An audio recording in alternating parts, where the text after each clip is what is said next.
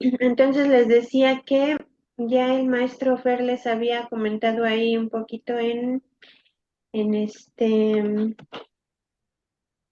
el WhatsApp que vamos a estar trabajando en conjunto porque está muy extenso este temario de sistema osteomiarticular y por otra parte, eh, gran, la gran mayoría de los temas que van a ver con él se repiten aquí. Entonces, pues para no dejarles tanto trabajo a ustedes y poder aprovechar de la mejor manera el tiempo, vamos a estar trabajando en conjunto. El día de hoy vamos a decir como con respecto a Soma, la clase más ligerita, y las próximas me van a estar un tanto pesadas, pero pues sí tengo que decirles que vamos a ir corriendo porque pues la clase con el maestro Fer les toca justo después de esta, entonces tenemos que aprovechar el tiempo lo más que se pueda. De cualquier manera, pues estamos allí en el WhatsApp por si necesitan algo, por si tienen alguna duda. Y este, mm,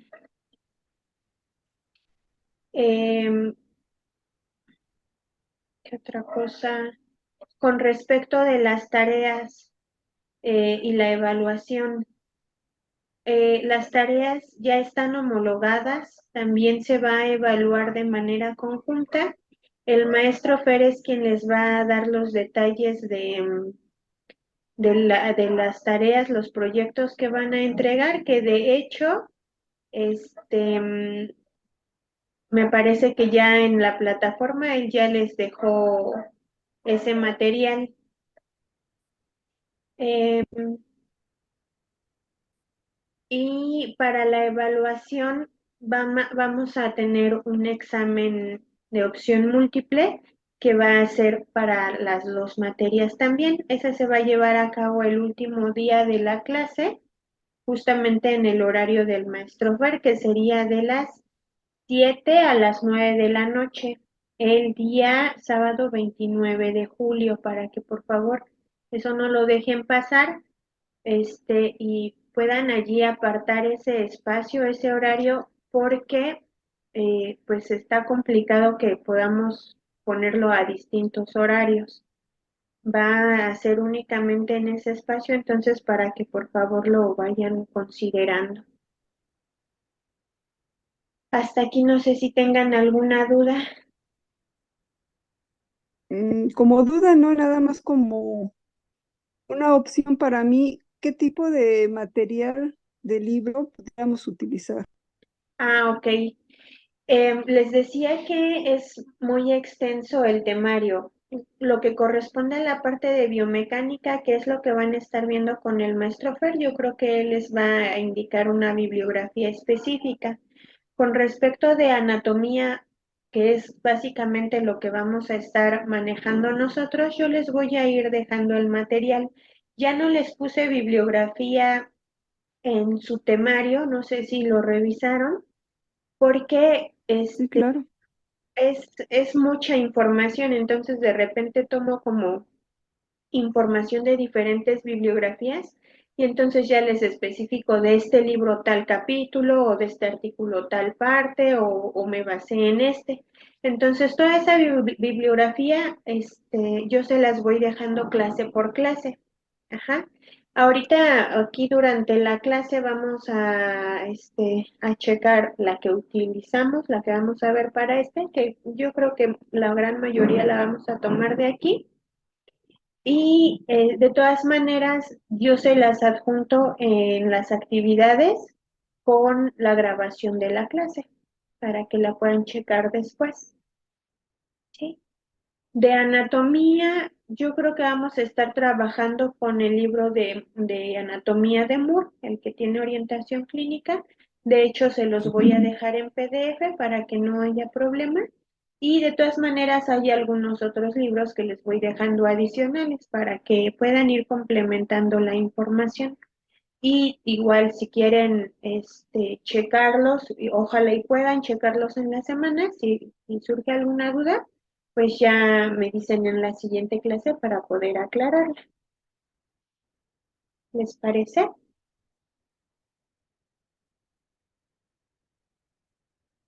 Bueno, pues vamos a empezar entonces. No sé, ¿allí pueden ver mi pantalla o no?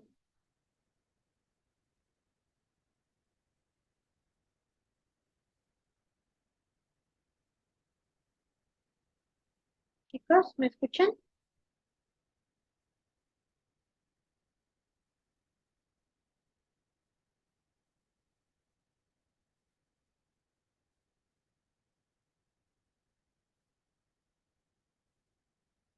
¿Me escuchan? Sí, profesora, sí le escucho. Ok, muchas gracias. ¿Pueden ver mi pantalla? Sí, profesora, sí se ve su pantalla. Ok. Bueno, entonces vamos a empezar.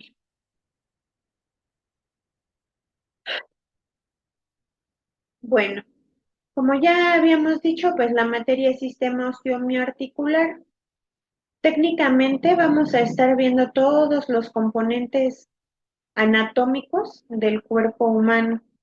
Si decimos osteo, pues ya sabemos que es hueso, mío, músculo y articular, pues articulación, ¿verdad? Entonces, eso es justo lo que vamos a ver el día de hoy, las generalidades del sistema osteomioarticular o por su abreviatura del SOMA, ¿no?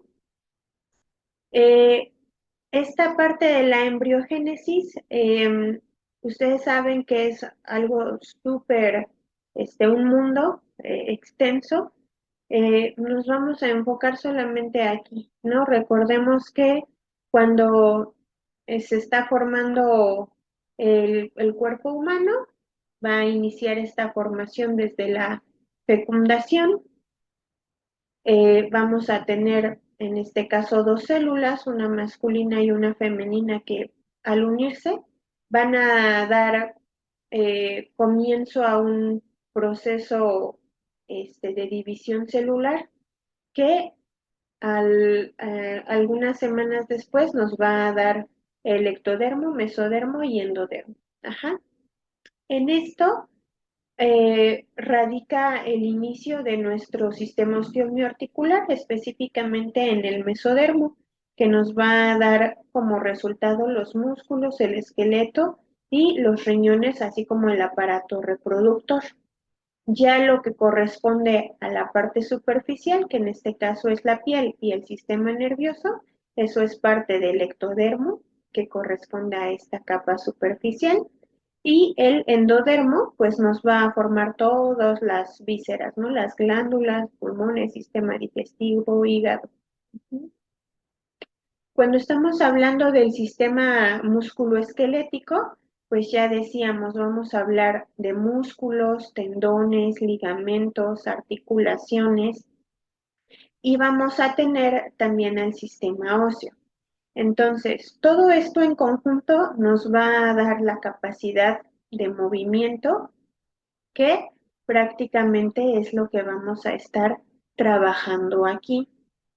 El día de hoy vamos a ver las generalidades de estos, sin embargo, las próximas clases nos vamos a enfocar en ir articulación por articulación, qué tipo de articulación es, qué rangos de movimiento tiene, cómo se mueve, qué movimientos realiza, en qué actividades lo hacemos, qué patologías frecuentes tiene, cómo lo vamos a evaluar. Ujú. Em, y bueno, am, aquí, si pueden notar, ya desde aquí les dejé un archivo. Esto es embriología, ¿no? Que ya les decía, es un mundo y es otra materia. No sé si ya la llevaron o la van a llevar. Lo dejo porque para que lo puedan checar. De hecho, esto lo van a estar viendo toda la parte histológica con el maestro Fer, pero de todas maneras aquí tienen bastante información para poder ir complementando. ¿Sí?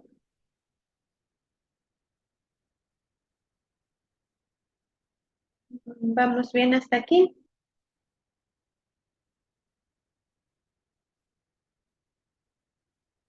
No sé si me escuchan o están así, son calladitos siempre.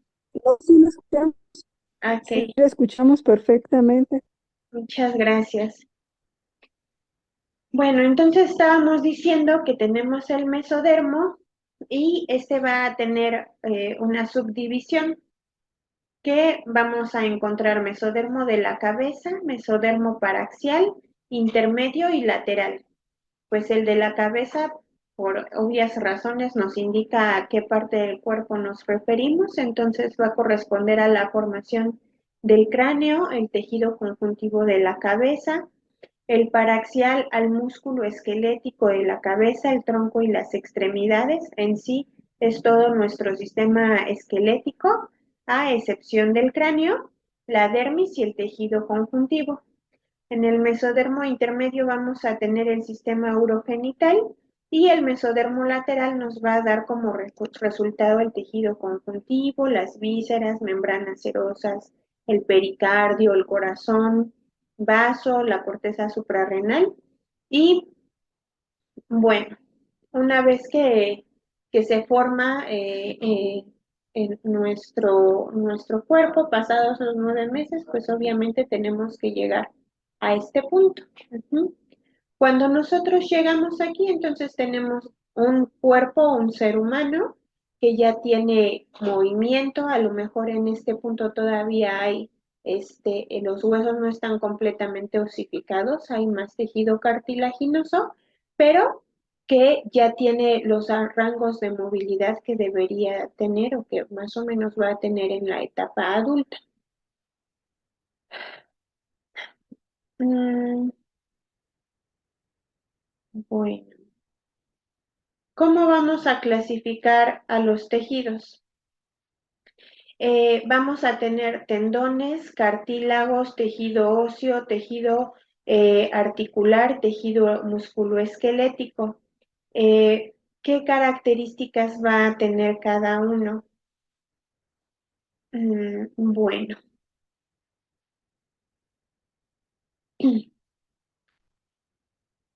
¿cuál creen de todos estos que mencionamos ustedes, cuál creen que sea el más importante para el movimiento?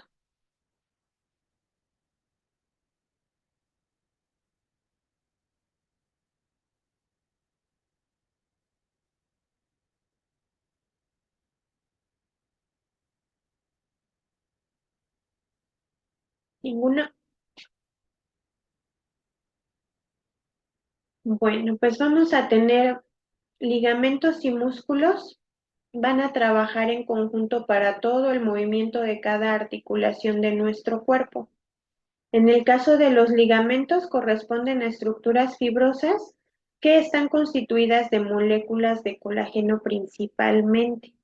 Ustedes, por ejemplo, ya como acupunturistas saben que el colágeno es súper importante en el cuerpo, no solamente a lo mejor en el caso de los ligamentos o las articulaciones, también en la piel, ¿no? Actualmente hay muchos tratamientos de colágeno para mejorar la cuestión estética, que de hecho no sé si ustedes también trabajan en ello con la acupuntura. Los ligamentos van a limitar de manera pasiva a la articulación, pero no solamente va a limitar, también van a dar estabilidad. Vamos a tener estructuras, por ejemplo, la rodilla, que es la articulación más grande del cuerpo, que está rodeada por ligamentos muy grandes y muy importantes. Sin embargo, la rodilla, a pesar de estar rodeada por estos ligamentos, em, este, no está rodeada por músculo. Recordemos que el ligamento es la extensión del músculo. Tenemos aquí que el músculo es una estructura activa que se une a los huesos con capacidad de contracción y transmisión de fuerzas. ¿Qué quiere decir? Que mientras el ligamento va a estabilizar, el músculo va a mover. Entonces, trabajan de manera opuesta, pero coordinada. Cuando un ligamento sale de sus rangos de movilidad, entonces vamos a tener un esguince y esto nos va a causar un problema biomecánico, ya sea por el dolor, ya sea por la inestabilidad. Habíamos dicho que además de limitar son estabilizadores, entonces en el momento que este ligamento se daña, la estabilidad de la articulación se va a ver comprometida. Aquí ya les estoy dejando las tres bibliografías que estamos ocupando. La primera corresponde al libro de Moore, que les decía es el primero en el que nos vamos a basar. Obviamente no lo podemos abarcar todo en esta materia, ¿verdad? Yo quisiera darles muchísimo, pero no se puede. Este libro está pequeñito, solo tiene alrededor de 1700 páginas, ¿verdad? Pero está muy bien, es la séptima edición, yo creo que les va a ser de mucha utilidad. En este es básicamente en el que vamos a estar trabajando, ¿sí? La ventaja de este libro es que aparte de que viene muy ¿Es bien, el de anatomía? ajá, es el de anatomía de Moore, ajá. Aparte de que viene muy bien ilustrado, es muy digerible, no está complicada. Y viene todo muy bien explicado, entonces aquí pueden ir checando todo sin problema. Yo creo que no solo para Soma, para cualquier materia que necesiten anatomía, pueden recurrir a este libro y les va a sacar de muchas dudas. De hecho, la ventaja también de este es que tiene orientación clínica, entonces van a encontrar que al final de los capítulos vienen algunos casos clínicos que también les van a ser de mucha utilidad. Mm, ese es el de Moore.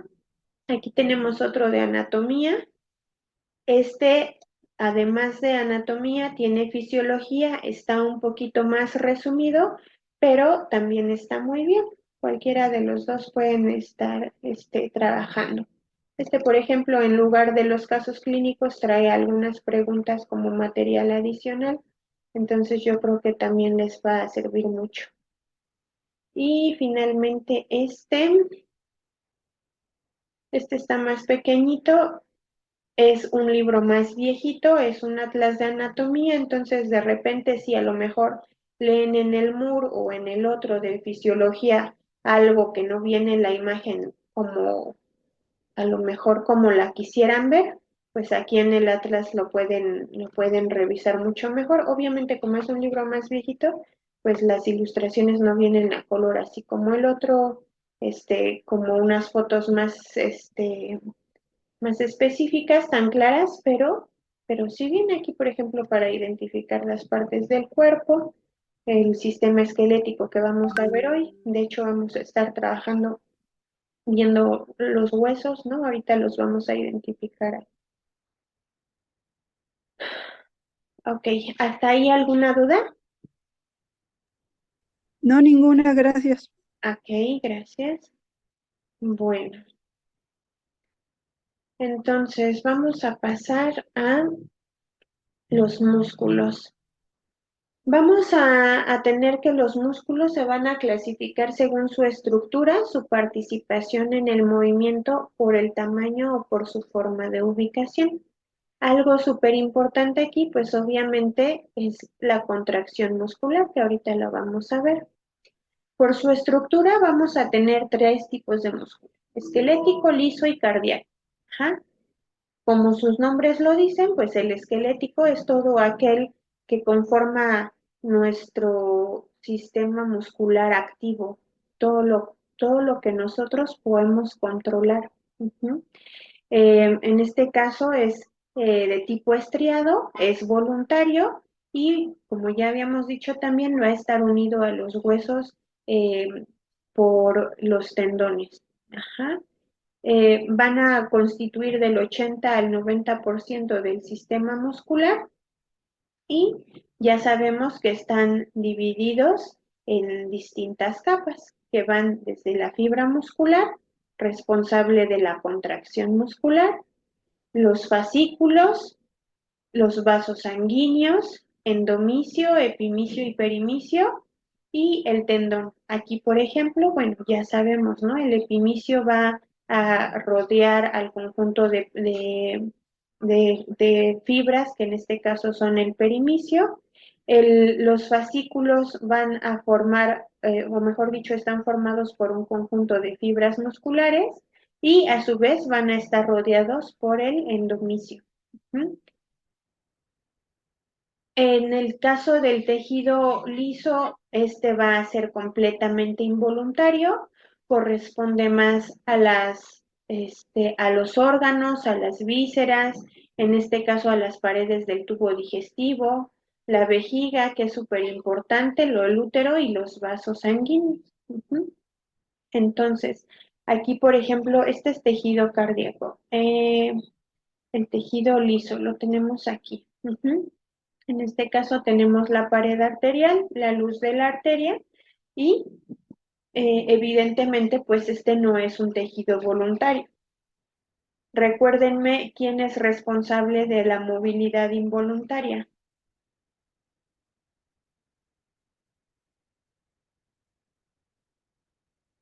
Platíquenme un poquito, si no siento que estoy hablando solita. No recuerdo. Ok, bueno, recordemos que tenemos dentro de nuestro sistema nervioso, lo vamos a dividir en sistema nervioso autónomo y el voluntario, que obviamente corresponde a la parte motora, ¿no? Lo que ya hablamos del músculo esquelético.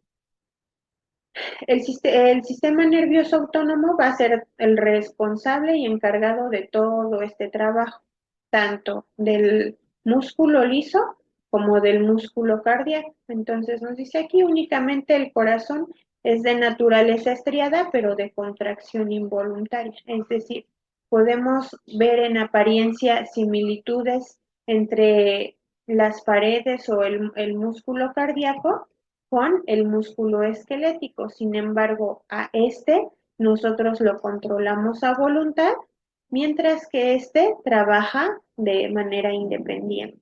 Ujú. Ok, ¿cómo participan en el movimiento? Vamos a tener agonistas, antagonistas y sinergistas. Siempre les digo aquí, ¿no? De manera muy burda para que se les quede muy grabado el músculo, ¿no? Cuando estamos hablando de un movimiento, es como si estuviéramos hablando de una novela, ¿no? Tenemos al protagonista, que es el que hace el movimiento o el que hace todo el show ahí, ¿no? El antagonista, que es el malo, ¿no? Es decir, el que siempre se opone al que hace lo que hace el protagonista. Entonces, si el protagonista quiere subir, pues el antagonista dice bajas, ¿no? Si el protagonista quiere ir afuera, el antagonista este, se opone. Entonces, en este caso, tenemos aquí la flexión de la rodilla y evidentemente la extensión, que es el regreso. Así como lo estamos viendo aquí, cuando vamos a hacer la extensión, no sé si alcanzan a ver que se pone en verde. Aquí este corresponde al recto anterior del cuádriceps. Ajá. De hecho, este músculo también es conocido como músculo del puntapié. ¿Por qué? Pues porque hace este movimiento, ¿no? Entonces se pone en verde porque quiere decir que está activo en ese momento. En este caso, los isquiotibiales, que van a ser los responsables de la flexión, van a oponerse o en este caso van a tener que relajarse para que el recto anterior pueda hacer su trabajo. Y luego al revés, si queremos hacer la flexión de la rodilla, los isquiotibiales se van a colocar en verde, es decir, se van a activar y mientras tanto el recto anterior, que en este caso pasaría a ser el antagonista, se tiene que relajar. Vamos a tener un tercer músculo que a lo mejor aquí no lo podemos visualizar y decíamos que son los sinergistas. Entonces, regresando a nuestro ejemplo de la novela, el sinergista, pues es como el amigo del protagonista, ¿no? El que siempre está con él, el que le ayuda. Entonces, el sinergista es el que apoya a ese movimiento. ¿sí? Hasta aquí vamos bien.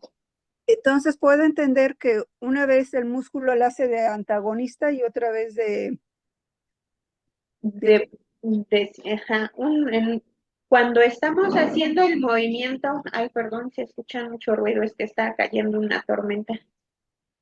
cuidado. Cuando está activo el músculo, va a ser agonista, es decir, es el protagonista, el que hace el trabajo. Cuando se tiene que relajar, entonces es antagonista. Y los músculos que ayudan al movimiento, esos son sinergistas. Por eso se dice que cuando vamos a hacer un movimiento se requiere de una sinergia muscular, es decir, del trabajo conjunto de los músculos responsables de ese movimiento. ¿Alguien de ustedes ha visto a un paciente con espasticidad? No, ¿No? ¿O saben en qué consiste la espasticidad?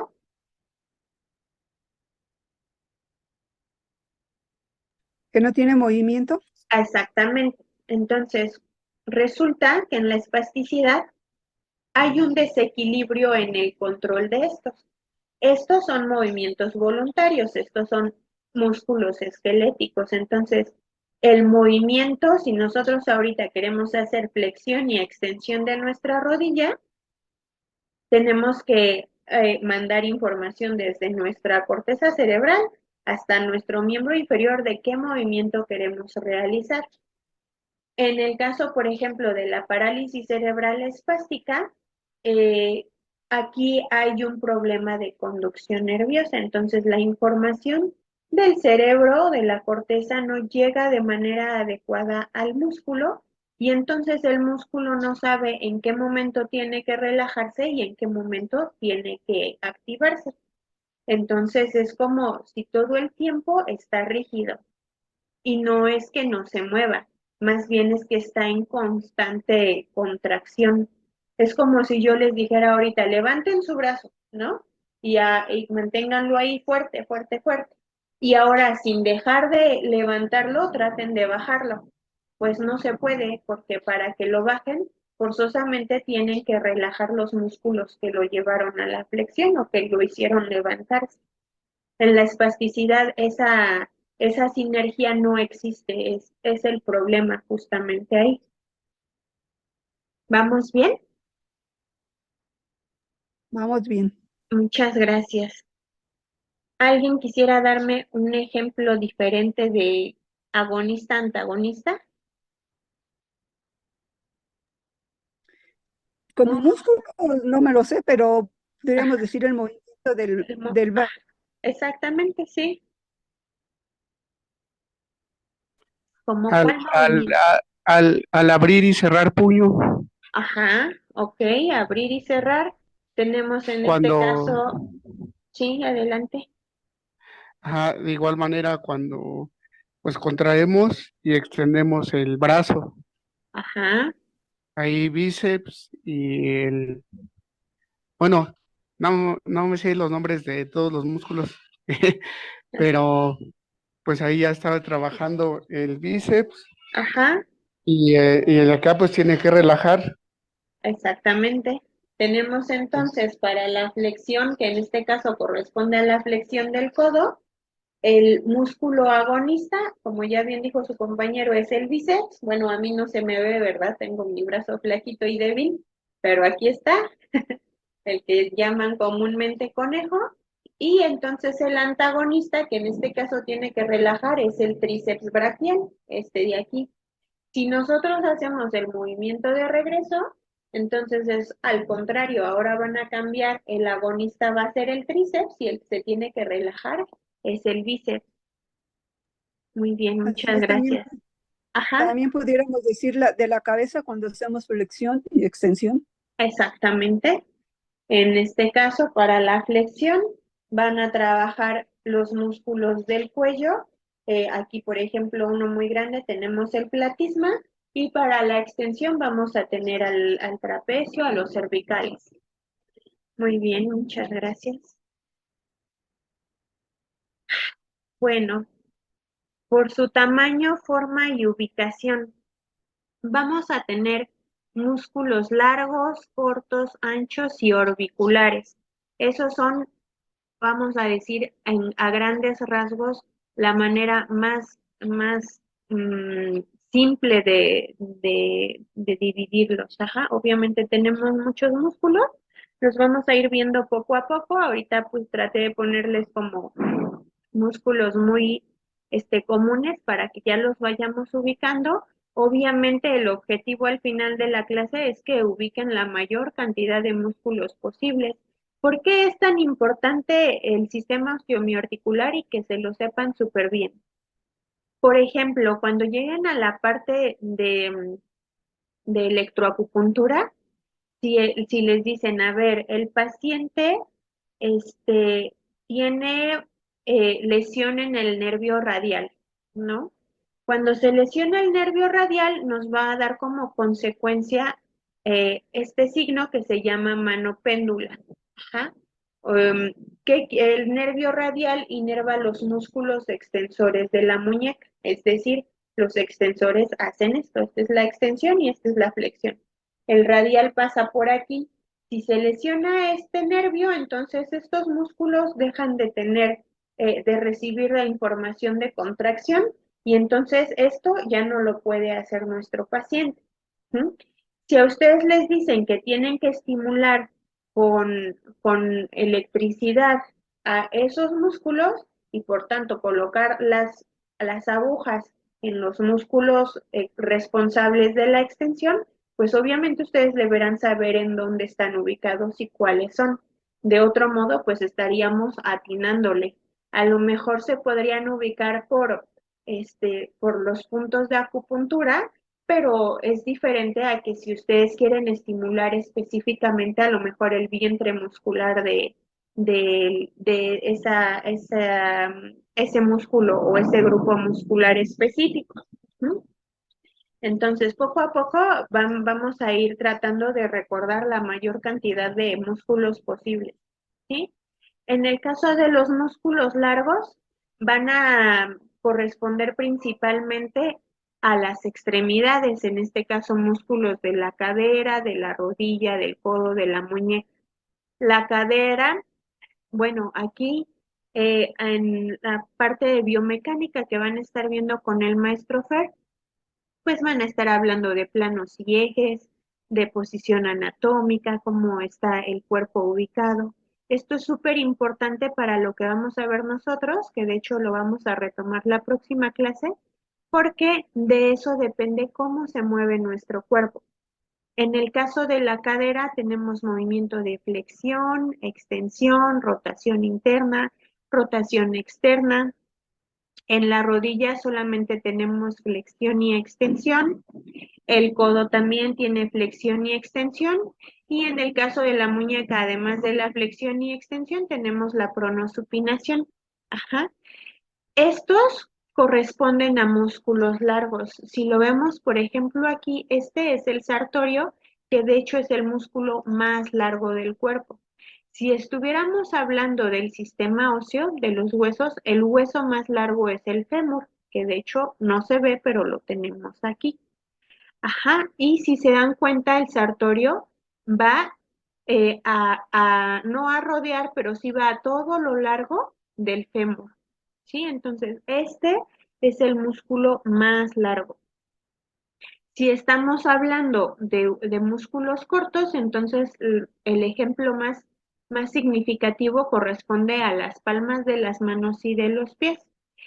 ¿Cuál es la diferencia entre los largos y los cortos? Los músculos largos van a ser músculos muy fuertes. Entonces, son para actividades que requieren muchísima fuerza, pero no son músculos que tengan como tanta precisión. Por eso, no sé si alguna vez han escuchado que dicen que una persona muy musculosa de repente llega a ser un tanto torpe, ¿no? Y estamos hablando en el sentido de la precisión que le permite al movimiento ese músculo. Cuando estamos hablando de los músculos en este caso de la mano, de los pies, que aquí tenemos los interóseos, tenemos muchísimos músculos aquí. Este es un ejemplo. Si se dan cuenta, son músculos muy chiquitos, pero estos nos van a permitir hacer las pinzas finas, las gruesas, la prensión palmar, prácticamente todas las actividades que nosotros hacemos todos los días, desde comer, peinarnos, bañarnos, escribir, ustedes escribir en la computadora, preparar comida, no sé, lo que sea, estos músculos siempre están activos. Ujú. Y son músculos que requieren de mucho entrenamiento y sobre todo cuando tenemos un paciente con una lesión en estos, sobre todo si es de mano, es un mundo. Ya más adelante que lleguemos a la parte de mano, les voy a pasar allí una bibliografía que es de rehabilitación solamente de mano. Y van a ver que en la mano, o sea, tenemos muchísimo que hacer. De hecho, por ejemplo, cuando hay lesiones en una persona que se quema, por ejemplo, em, la mano corresponde al 1%. Entonces, si por ejemplo tenemos una quemadura en el cuerpo que es de este tamaño, estamos hablando que tenemos 1% del cuerpo quemado. Pero si lo que se quemó es la mano, entonces allí es un problema súper importante y se tiene que tratar súper con urgencia con un cirujano plástico y darle todo el cuidado del mundo porque si no se resuelve de manera adecuada, eso le va a dar muchísima limitación en las actividades de la vida diaria a nuestro paciente. ¿No? Vamos a tener músculos anchos, que en este caso corresponden sobre todo al tórax y al abdomen. La diferencia de este con los otros es que van a tener dimensiones similares tanto en extensión como en grosor. Regularmente vamos a verlos con esta forma y si se dan cuenta, pues son todos los músculos que protegen los órganos importantes de nuestro cuerpo. Ujú. Tenemos el transverso abdominal, recto abdominal, los oblicuos, que de hecho estos son como que siempre los que vemos, trabaja las personas o trabajamos como la parte estética, ¿no? Pero realmente deberíamos saber que un buen tratamiento, un buen seguimiento a estos músculos, pues le va a dar muchísima estabilidad a nuestro cuerpo. Por ejemplo, si tenemos a una persona que tiene escoliosis, pues, o cifosis, deberíamos saber que seguramente estos músculos están débiles. Si tenemos a una persona que tuvo, no sé, se me ocurre una cirugía importante en los intestinos, en el hígado, en el vaso, el apéndice, no sé. Entonces, necesariamente estos músculos tuvieron que hacerse a un lado para poder realizar la cirugía. Luego, entonces, van a tener un cierto grado de lesión. Por lo tanto, aunque mi paciente sea, venga porque quiere mejorar la parte digestiva, deberíamos saber que también debemos de trabajar con la parte de la fuerza, porque eso le va a dar estabilidad y si hay estabilidad, entonces le va a dar una mejor calidad de movimiento, ¿sí? Y finalmente tenemos los orbiculares, que por su forma recibe este nombre, son de forma circular y que los vamos a tener en este caso alrededor de los labios, que corresponde al risorio, y alrededor de los ojos, que de hecho se llama orbicular de los ojos. Estos pues están como muy sencillitos, ¿no? No, espero que no se les olviden. ¿Hasta aquí vamos bien? Sí, vamos muy bien, gracias. Muchas gracias. A ver, ¿quién me recuerda cómo se llama este músculo? Sartorio, Sartorio, muchas gracias. Y este que vemos justamente enfrente, que dijimos que le llaman del puntapié,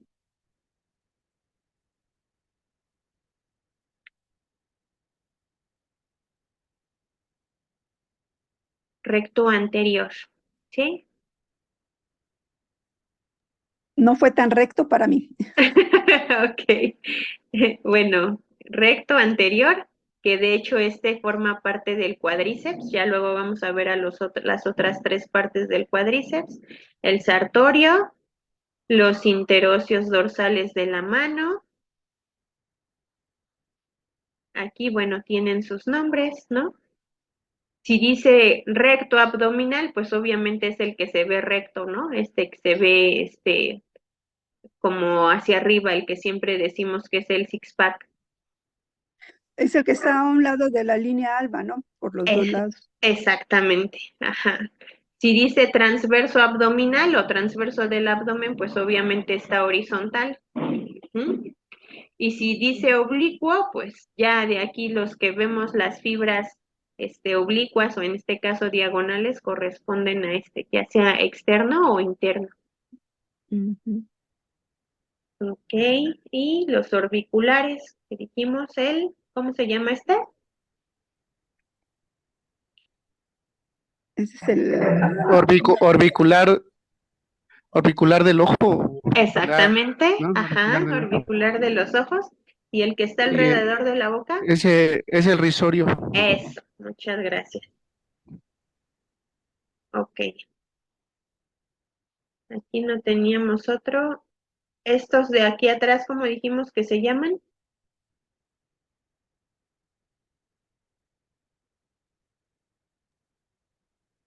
El de enfrente lo acabamos de decir que es el del puntapié, ¿cómo se llama? recto, un Ajá, recto, me quedé en recto. recto, y si está anterior, Recto anterior y recto esto, posterior.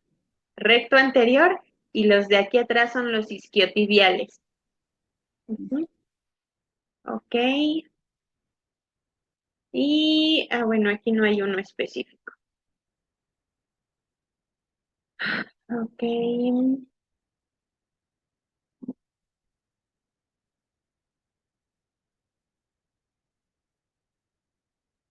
Miss, bueno, mande.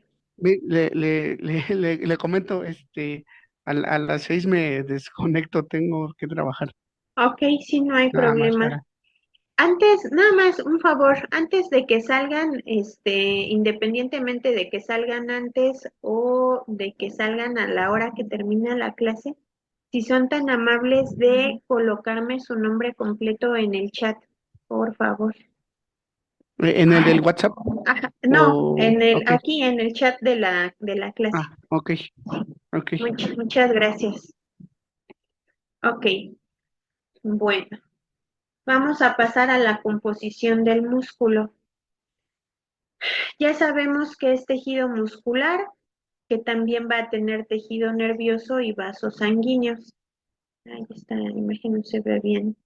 Bueno, ya la habíamos visto, habíamos dicho que tenemos el epinicio que va a rodear al grupo de fascículos que en este caso están cubiertos por el perimicio y el endomicio. Los fascículos van a hacer un conjunto de fibras musculares. Las fibras musculares van a estar compuestas por miofibrillas y en este caso aquí tenemos el sarcómero. Así como nuestro cuerpo está compuesto por células, que recordemos que la célula es la unidad funcional del cuerpo, en el caso del músculo la unidad funcional va a ser el sarcómero. Dentro del sarcómero vamos a encontrar fibras de actina y de miosina. Estas fibras son las que van a ser las responsables de la contracción muscular. ¿Mm? Ok, ¿qué es lo que son y cómo están? Bueno, vamos a tener de tres tipos. Las tipo 2B o blancas, que de hecho son de contracción rápida y están activas en el ejercicio anaeróbico, es decir, de alta intensidad y de corta duración. Regularmente son de músculos pequeños. Las fibras rojas o tipo 1 corresponden a músculos grandotes, pero que son lentos, lo que decíamos hace ratito, de repente una persona muy musculosa, ¿no? Tiene hipertrofiados los músculos grandes, que son músculos de fuerza, pero no de velocidad. ¿Ustedes han visto la diferencia entre un deportista de halterofilia y uno de atletismo? El atleta va a tener en su mayoría, ¿cuál creen de estas? ¿Las rojas o las blancas? Blanca. Las blancas, muchas gracias. ¿Por qué? Porque está trabajando o está potenciando los músculos de contracción rápida. Ujú. Sin embargo, el de halterofilia requiere músculos que a lo mejor son más lentos, pero que sí tienen mucha fuerza. Entonces, los de fibras tipo 1 rojas o lentas, ajá, que en este caso son para trabajo aeróbico, es decir, de más larga duración. Y vamos a tener uno, no, han visto en las imágenes de, aquí no tengo el cuerpo humano, este, las imágenes del cuerpo o de los músculos donde ponen em, el, la imagen, una parte rosita, una parte roja, una parte blanca, ¿no? Entonces, las fibras de tipo 2A son las de contracción intermedia, es decir, vamos a tener tanto fibras que son de velocidad como también de fuerza. ¿Mm? Entonces, aquí ya está como más gráfico, ¿no? Tenemos las fibras lentas, que son las tipo 1, que nos ayudan a recorrer largas distancias o un trabajo de más duración. Las fibras intermedia o 2A, que nos dice aquí para una carrera de medio fondo, ¿no? Y si quisiéramos hacer una carrera de velocidad, entonces vamos a trabajar con las fibras blancas, que son las rápidas. Obviamente, dependiendo de cuál estemos trabajando, va a ser también la fatiga. Si tenemos trabajo con las fibras lentas, entonces la fatiga va a ser más baja o va a requerir más tiempo.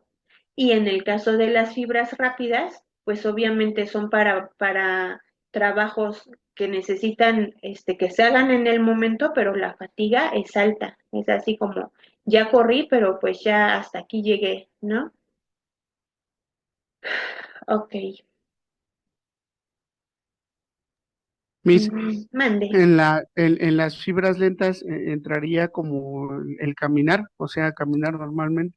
Ajá, sí. De hecho, por ejemplo, para caminar es el GIF que teníamos el anterior, ¿no? Donde está haciendo flexión y extensión de rodilla.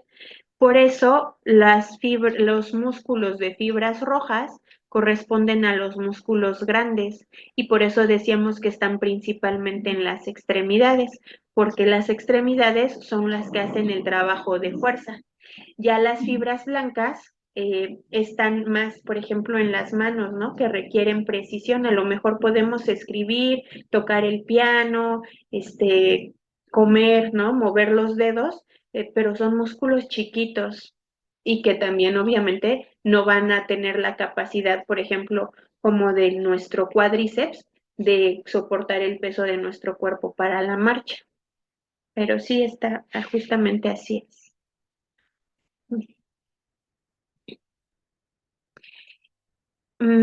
Bueno, antes de esto, dependiendo, también recuerdan que decíamos hace rato que también van a recibir su nombre de acuerdo a cómo están organizadas esas fibras. Entonces vamos a tener fibras que están organizadas longitudinalmente y que vamos a llamar fusiforme.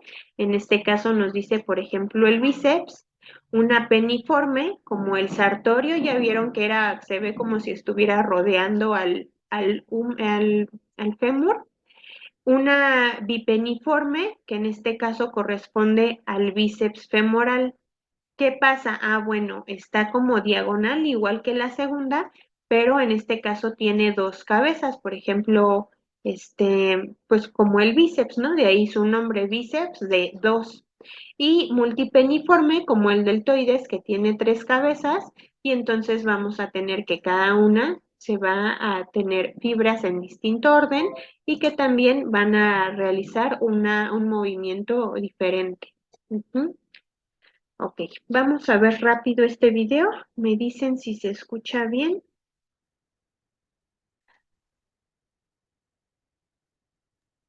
Maestra, perdón, antes que nada, bonita tarde. Disculpe, Buenas es que no tardes. encontré mi celular, ya lo había perdido. Ajá, no hay Y problema. Ajá, gracias. ya no escuché lo último, perdón. Por eso a esta hora, maestra, perdón. Mil disculpas. No, no hay problema. Busqué por todas partes y como salí súper rápido, Ajá, ya por eso, lo había olvidado. Mil disculpas, gracias, perdón. ok. ¿Me dicen si se escucha bien? El tema de hoy es el mecanismo de la ¿Se escucha? Sí, Ok, gracias. contracción muscular. Recuerda que la unidad funcional de la contracción del músculo esquelético se llama sarcómero. Tenemos el músculo esquelético que está formado por haces, los haces están formados por fibras y las fibras por miofibrillas. Esas miofibrillas tenemos dos tipos, las delgadas que son las actinas, el filamento delgado que es la actina y el filamento grueso que es la miosina. Recuerda, el sarcómero es la unidad funcional. Se encuentra entre dos discos Z. Hoy vamos a ver el mecanismo de la contracción que es muy importante que lo sepas. Como puedes ver ahí, los filamentos delgados y gruesos. Veamos qué es lo que ocurre dentro. Los iones de calcio, que vas a ver en morado ya mismo, se unen a la troponina C. Estos son liberados por el retículo sarcoplásmico. Al unirse a la troponina, esta cambia de forma y provoca el desplazamiento de la tropomiosina. Este desplazamiento que estás viendo deja libre al sitio activo de la actina. ¿Para qué? Para que la cabeza de miosina se pueda unir. Recuerda que la cabeza de miosina debe ser activada antes de que el mecanismo paso a paso de la contracción empiece. Esto ocurre cuando el ATP se une a la cabeza de miosina y produce la hidrólisis. Se produce la hidrólisis de este ATP dejando ADP y un fosfato inorgánico. La energía liberada de la hidrólisis del ATP activa la cabeza de miosina. Entonces, la cabeza activada se une a la actina. Vamos a ver cómo se une. Mira, se une a la actina una vez que ya está activada y se libera el fosfato inorgánico. Esto produce que la unión se fortalezca. Se fortalece la unión. Y ahora viene el golpe de fuerza. El ADP se libera y la cabeza de miosina se desplaza. Es decir, la cabeza de miosina desplaza el filamento de actina hacia la línea media. Ahora, el cambio de ATP, ahora viene otro ATP, se une a la cabeza de miosina y la unión entre la cabeza y la actina se debilita cuando llega el ATP y se separa la cabeza. Pero después ocurre lo mismo, después se vuelve a activar la cabeza de miosina, el ATP, se produce la hidrólisis del ATP, dejando el ADP y el fosfato inorgánico, y la energía liberada reactiva la cabeza de miosina. Y se vuelve a repetir lo mismo. Este es el mecanismo paso a paso. Siempre, mientras los sitios de unión de la actina estén expuestos, esto se va a producir siempre. Mientras los sitios de unión de la actina estén expuestos, este mecanismo paso a paso va a seguir. Se produce la contracción muscular como estás viendo ahí. Ahora, ¿cuándo termina este mecanismo? Es muy sencillo. Cuando el calcio es bombeado de regreso al retículo sarcoplásmico. Existe una bomba de calcio. Entonces, mira cómo se fue el calcio ahí. Entonces se vuelve a tapar los sitios de unión. La tropomiosina vuelve a su lugar original. Entonces la cabeza de miosina ya no tiene dónde unirse y se termina la contracción.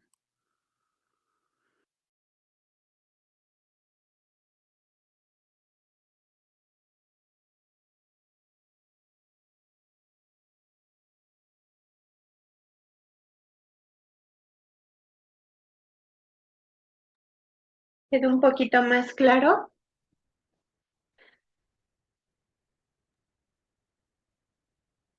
¿Siguen ahí? sí, claro, pero no tan claro. Claro, pero no tan claro. Sí, la contracción muscular, la verdad es que es todo un proceso, ¿no? ¿Recuerdan o han visto ustedes el ciclo de Krebs? Que yo recuerde, no. ¿No? Bueno, me parece que se los dejé por aquí. Em, Ay, no sé dónde lo puse. Bueno, ahorita les voy a dejar un archivo que es el resumen básicamente de cómo se realiza la contracción muscular. En el ciclo de Krebs, en resumen, tenemos cómo va a resultar la energía desde el alimento hasta que se metaboliza en nuestro cuerpo. Del ciclo de Krebs vamos a obtener los ATPs. El ATP llega al músculo, en este caso al sarcómero, y eso va a desencadenar la contracción, el movimiento de la actina y la miosina, las fibras que ya habíamos mencionado, que en este caso están aquí. Recordemos que este es el sarcómero, que es la unidad funcional, y ya habíamos dicho que está compuesto de fibras de actina y de miosina. A estas es que va a llegar el ATP. Ujú. Y una vez que llega, vamos a decir, se pega aquí, y entonces las fibras de miosina, que son los filamentos azulitos, los más gruesos, se dan cuenta que es como un ganchito. Ajá. Entonces, en el momento que llega el ATP, es como si jalaran, ¿no? Hacen la contracción y luego la relajación, regresan a su lugar. ¿Sí? ¿Y el calcio? ¿Mandé? El El calcio calcio, se pega a los filamentos de troponina y de tropomiosina, que esos están aquí en la actina. Vieron que llegaron como unos puntitos morados que se pegaban a esta, y entonces lo que hacen es activar las zonas de unión de la actina para que pueda pegarse la miosina, y entonces la miosina, vamos a decir que lo va a arrastrar. De hecho, si ustedes lo buscan como con un nombre más común, se le llama teoría de la cremallera, porque así funcionan igual como si fuera un cierre, como de una chamarra, ¿no? En el momento en el que nosotros lo cerramos, se van juntando y se van enganchando. Y cuando lo abrimos, se separan. Lo mismo es aquí, cuando está activo, se juntan, se unen, y luego cuando se relaja el músculo, se separan. cuando hay algún calambre en los músculos, Cuando hay un este, que, perdón. calambre en los músculos, Bueno, allí es ¿es por, diferente. hay falta de calcio o qué es lo que pasa? No, allí regularmente es por un problema circulatorio. Bueno, eso ya es diferente porque ya no es, ¿cómo diré? Ya no es como responsable la actina y la miosina. Obviamente sí están presentes porque va a haber una contracción prolongada del músculo, pero no es ¿cómo diría? Voluntario, ¿no? En este caso, cuando llega el ATP, tiene que ser de manera voluntaria. El ATP es como la fuente de energía. Entonces, en el momento que nosotros, desde nuestro sistema nervioso, mandamos información al músculo de que se tiene que contraer, además de que llega la información nerviosa, también tiene que llegar una cantidad mayor de sangre, de nutrientes y con ello de energía. Entonces la energía corresponde al ATP. Si nosotros no tenemos ATP, es decir, si no tenemos un buen metabolismo, pues no vamos a tener energía. Por eso una persona que tiene, por ejemplo, desnutrición, no va a tener tanta capacidad de contracción, es decir, sus músculos no tienen tanta fuerza, porque no hay una fuente de energía. ¿Sí me explico? Sí, claro, gracias. Ok. Bueno, eso ya lo habíamos visto hace rato. las partes del músculo, el endomicio, los fascículos, perimicio, el epimicio y el tendón. Ya habíamos dicho, por ejemplo, en el caso del tendón, que corresponde a una mezcla gradual de los anteriores, es decir, es parte del músculo, sin embargo, ya no es responsable de la contracción. El tendón va a va a unir al músculo al hueso y además va a repartir la fuerza. Algo súper importante aquí, los músculos sobre los huesos van a actuar como palancas.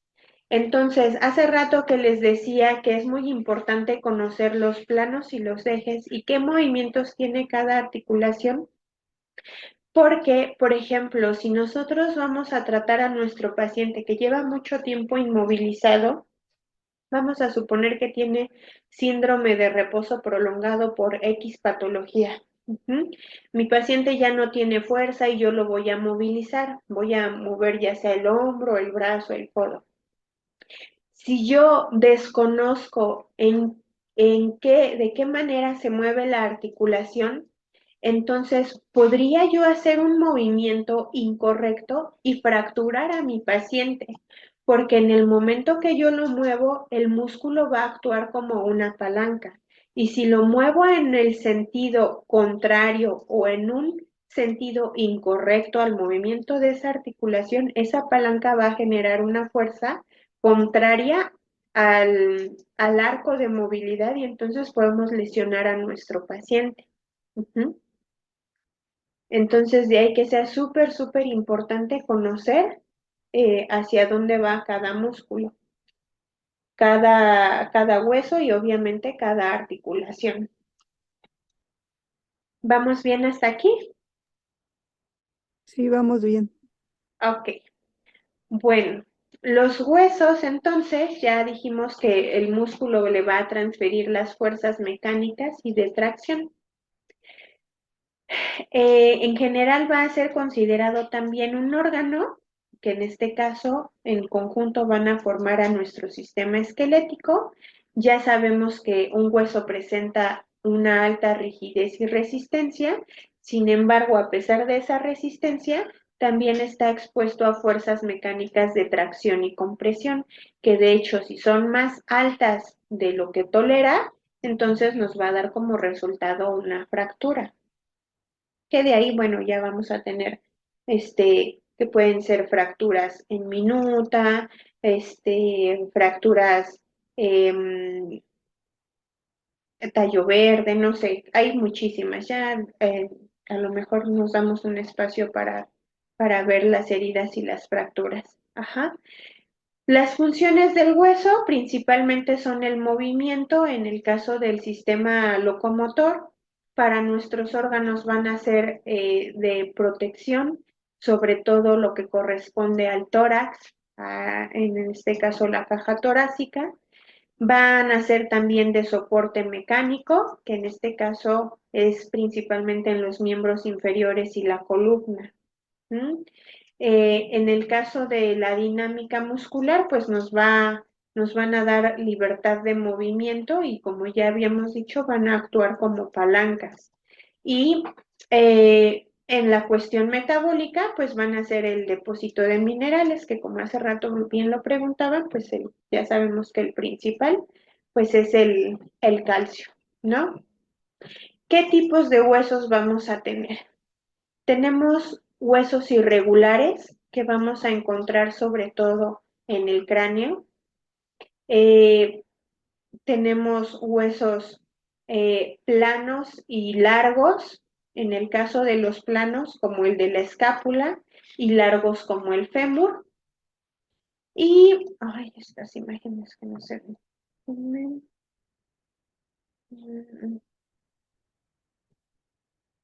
Ahí está. ¿Siguen viendo mi pantalla? Sí, se sigue viendo.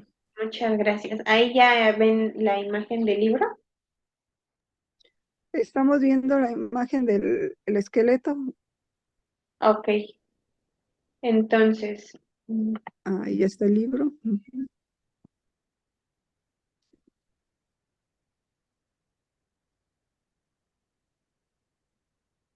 Ahí está. Entonces tenemos, por ejemplo, huesos largos, tenemos al húmero, el radio, el cúbito, aquí en los miembros inferiores el más largo, que ya habíamos dicho que es el fémur, la tibia y el peroné. En el caso de los huesos planos tenemos a la escápula, que en este caso no se ve, pero ya sabemos que está en la parte de atrás. Em, y huesos irregulares, todos los que conforman al cráneo, también consideramos irregulares a los de la columna vertebral, que en este caso son las vértebras. Vamos a tener huesos cortos, que principalmente tenemos en las extremidades a nivel distal, que en este caso son las manos y los pies. Aquí, por ejemplo, a diferencia de un esqueleto adulto con el de un niño o un bebé, lo que decíamos hace rato, principalmente todavía está formado de cartílago, no está completamente osificado, pero sabemos que aún a pesar de eso ya cuenta con la movilidad que debería tener cuando adulto. Obviamente, por ejemplo, ustedes han visto que un bebé es muchísimo más flexible. Ya en cuestiones de movilidad, de actividades de la vida diaria, de la complexión misma del cuerpo del paciente, eso nos va a dar como resultado mayor o menor movilidad. No se mueve igual, volvemos al ejemplo de hace rato, un atleta que un deportista de halterofilia. ¿Por qué? Por ejemplo, el de halterofilia va a tener músculos hipertróficos, súper grandotes. Entonces, si yo, por ejemplo, le pido que haga la flexión del codo, en el momento que doble su codo, el mismo músculo que ya está hipertrofiado ya no le permite avanzar más. Entonces, eso no quiere decir precisamente que la articulación esté mal, pero por cuestiones anatómicas ya no se puede aumentar más el rango de movilidad. Caso contrario, con un atleta o con un gimnasta que son muy delgados y que todo el tiempo están trabajando, sobre todo con la cuestión de flexibilidad, con tendones, ligamentos, entonces su rango de movilidad va a ser mucho más alto. Incluso, de hecho, si ustedes comparan los rangos de movilidad, que bueno, los vamos a ir viendo clase por clase dependiendo de cada articulación, pero a veces si comparamos el rango de movilidad que maneja una bibliografía contra otra, hasta eso cambia, pero debemos de tomar en cuenta que también depende el, el grupo de estudio, la población con la que trabajaron para llegar a esa conclusión. No va a ser igual la complexión de una persona, a lo mejor vamos a suponer, ¿no? Aquí del Estado de México a una de Tabasco o de Chiapas o del norte. ¿Por qué? Pues porque la complexión es distinta, la estatura es distinta, la alimentación es distinta y eso también nos va a dar cambios en la morfología, la anatomía de nuestro paciente. ¿Sí? Claro. También tiene que ver el movimiento, dependiendo de la altura y todo ese tipo de cosas, es lo que va a hacer diferente de un lugar a otro, o el tipo de población que hayan hecho, si rango de edades también. Exactamente, hasta por la edad. Así es. Muchas gracias. Aquí les dejo, este es un artículo, bueno, es un resumen del sistema óseo. Ajá. Técnicamente viene lo que ya dijimos, pero también viene la parte histológica. Les decía que todo esto de la cuestión de histología lo van a estar viendo con el maestro Fer. Sin embargo, bueno, aquí ya tienen el resumen para que lo puedan ir checando si requieren revisarlo más a fondo. ¿Sí? ¿Eso lo subiría a plataforma o al WhatsApp? A plataforma, todos se los dejo en la plataforma. Gracias. ¿De qué? Ok. Los huesos estos sí se lo saben de memoria. Ahí no pida tanta belleza. Bueno, era una pregunta. Bueno, vamos a estar trabajando con los huesos también como los músculos, entonces pues váyanlas allí dándoles una repasada, ¿no? Claro Este, que sí. aquí pues estas imágenes están súper esquemáticas, yo creo que no hay pierde, ¿no? A lo mejor no les voy a pedir hueso por hueso, pero pues sí lo principal, ¿no? Lo que decíamos hace rato, por ejemplo, si hablamos de una lesión del nervio radial, entonces, si nosotros sabemos que el radio está en el miembro superior, pues en automático nos va a llevar allí, ¿no? O sea, es el nervio radial, bueno, es una lesión en el nervio del miembro superior. Si hablamos de una fractura de cadera, bueno, ya sabemos que este, regularmente va a estar la lesión en el cuello del fémur, que es y que el fémur es el más largo. Si hablamos de una fractura de tibia y peroné, bueno, pues ya sabemos que seguramente fue, pudo haber sido en la epífisis, en la metáfisis o en la diáfisis del hueso. Ajá. De la columna, las vértebras, ya sabemos que la primera se llama atlas, que es la que soporta prácticamente el peso del cráneo, ¿no? De nuestra cabeza, que el tórax está compuesto por vértebras que vamos a dividir en verdaderas, falsas y flotantes, ¿no? Y Vamos a las tener, costillas. sí, las costillas. Sí, porque dijo vértebras, no, son Sí, costillas. perdón, las costillas. Sí, las vértebras, pues vamos a tener cervicales, dorsales, lumbares y sacras, ¿no? Entonces, así como cuestiones muy generales, pero sí váyanle dando una repasada, por favor. Claro que sí. Ok, muchas gracias. Bueno,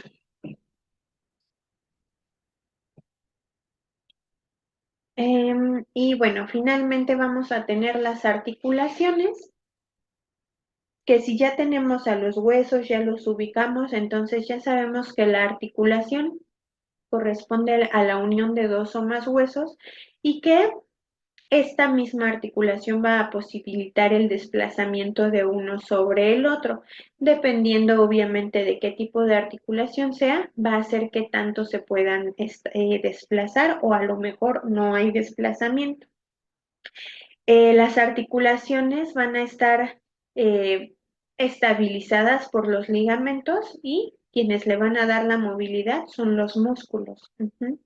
Entonces, ya sea que haya una lesión en el ligamento, entonces tendríamos inestabilidad articular, o si hay una lesión en el músculo, vamos a tener una limitación de la movilidad articular, ya sea por el dolor o por la lesión misma.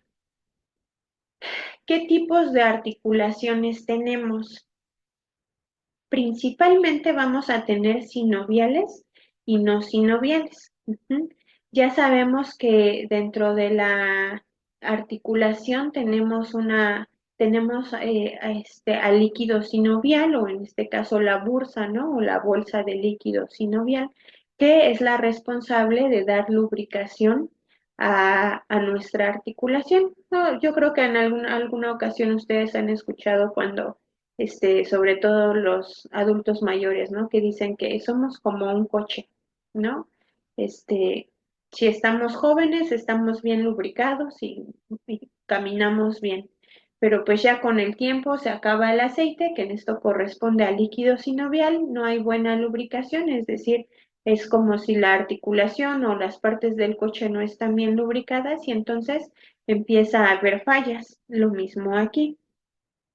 En el caso de las articulaciones sinoviales, también se les llaman diartrosis y pues cuando están unidas, dentro de esta unión vamos a encontrar la cápsula sinovial y vamos a encontrar a los huesos que están recubiertos en la epífisis por cartílago. Una de las articulaciones más representativas de es la rodilla, que regularmente es con el paso del tiempo la que se ve más afectada. Yo creo que en algún momento les ha tocado ver a un paciente adulto mayor que ya dice, pues es que camino, me duele, se me inflama mi rodilla, ¿no? Y ya luego nos lleva a la radiografía, pues ya, o sea, totalmente sin espacio en la articulación, que correspondería a esto, ¿no?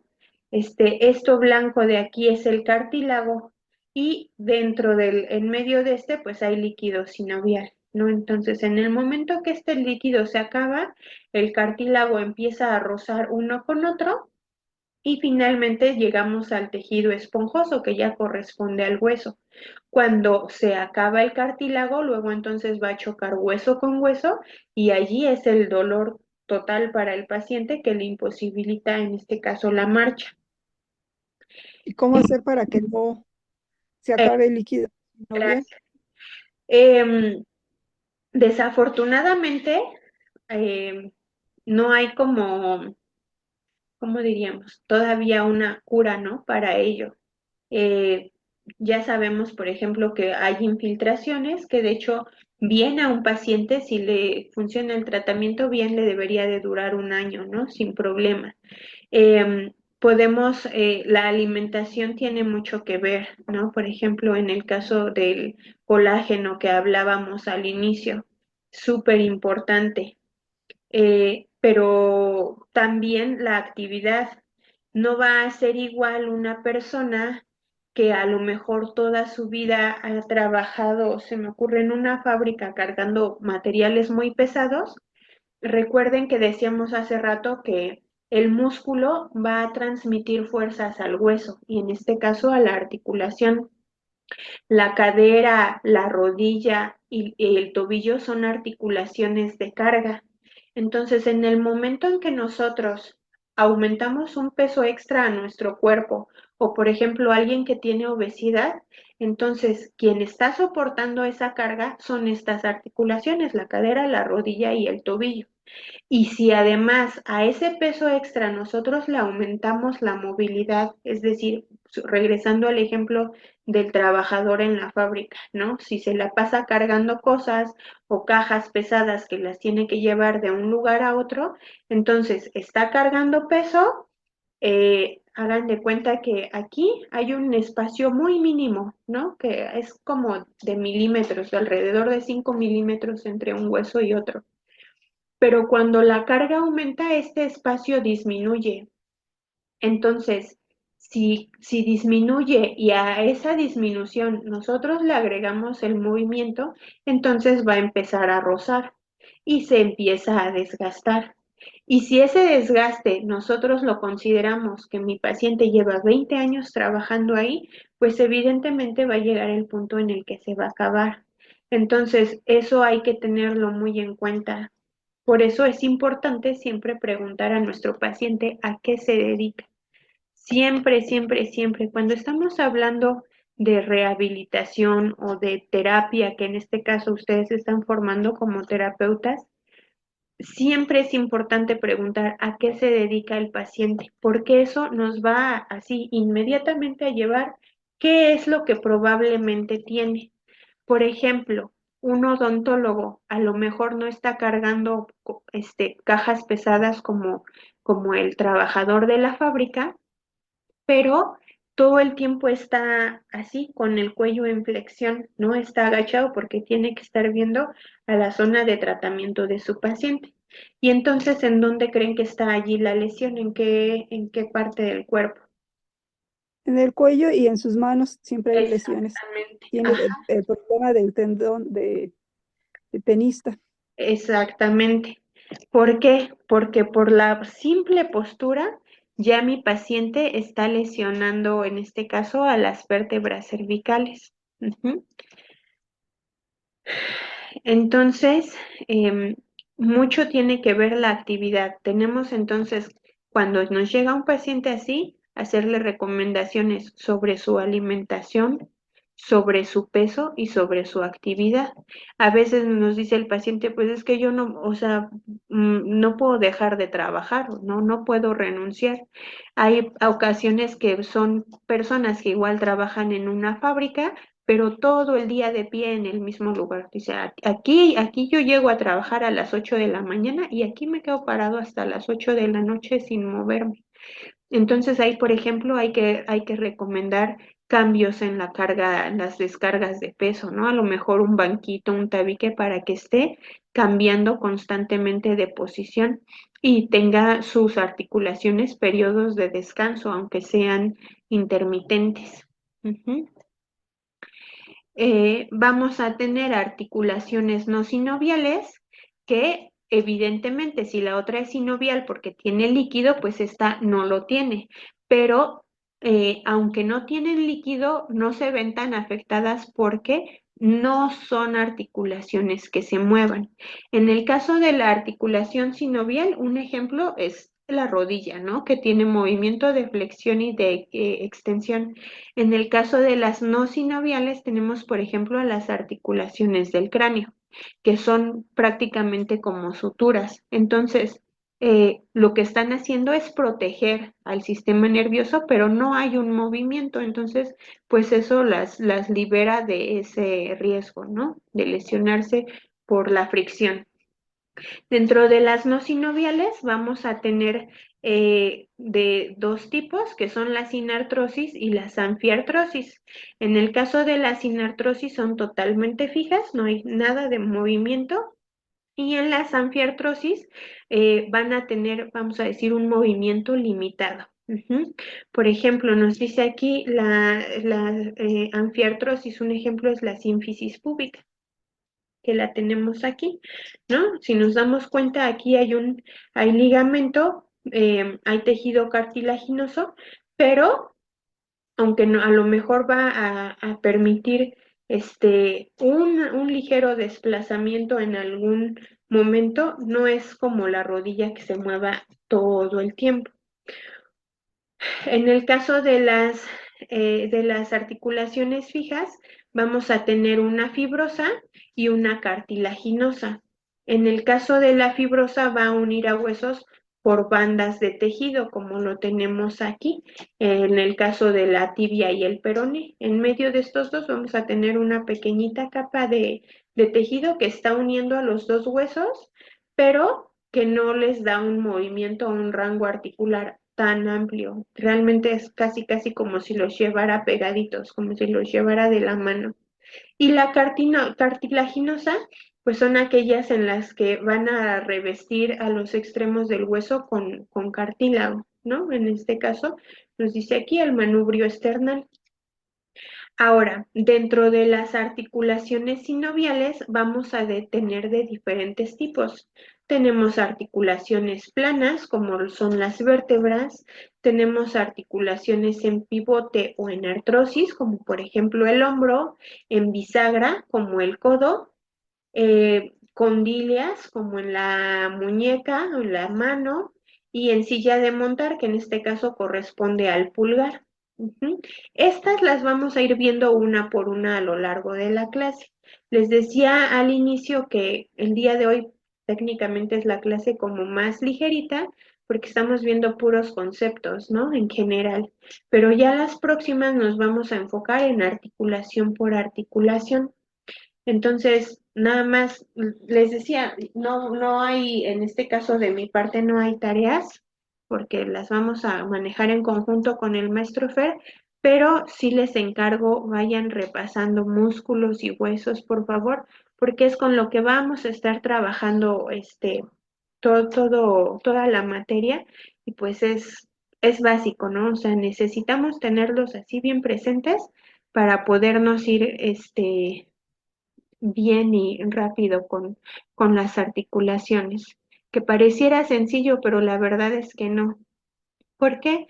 Pues porque tenemos que ver rangos de movilidad, tenemos que ver lesiones, tenemos que ver tratamiento y la verdad es que es muchísimo. En el hombro sobre todo es un mundo, ¿no? Es la ¿Cuántas articulación. articulaciones tenemos? Ay, ahí sí me tomaste por sorpresa. No tengo el dato, déjame te lo busco, pero son muchísimas. Lo checo y te digo en la Entre- próxima clase. Pues imagínate nada más, de músculos son más de 600, de huesos, son más de 200. Entonces, imagínate unir 200 huesos, pues como cuántas combinaciones te dará.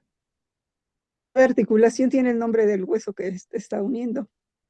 Sí, exactamente, pero por ejemplo, aquí tenemos articulación en el hombro, tenemos la unión del húmero con la escápula, de la clavícula con la escápula, de la escápula con la clavícula con el esternón. Entonces, nada más en este pedacito ya llevamos como 5 articulaciones y llevamos 4 huesos. Entonces, pues de todo el cuerpo, híjole, no sé cuántas serán. Déjame lo checo y te digo Gracias.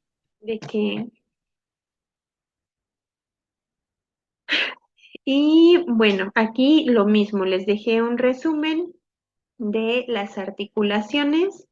Viene lo que ya vimos, pero por si quieren ahondar más en el tema, pues aquí viene también esto igual, se los dejo todo en la plataforma, en la parte de las actividades.